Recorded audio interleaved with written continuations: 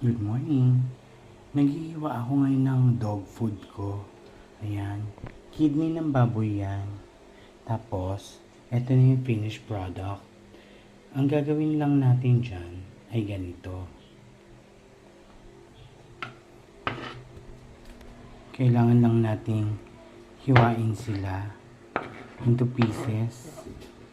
Tapos, ganyan. Yan.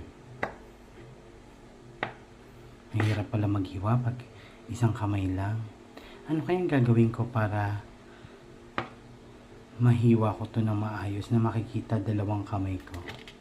Well, anyway, ganito naman yan pagka natapos na. Ayan, almost tapos na. Ganyan siya, tapos ilalagay na natin siya sa lalagyan. So, tapos na natin siyang hiwain. Kailangan na natin siyang ilagay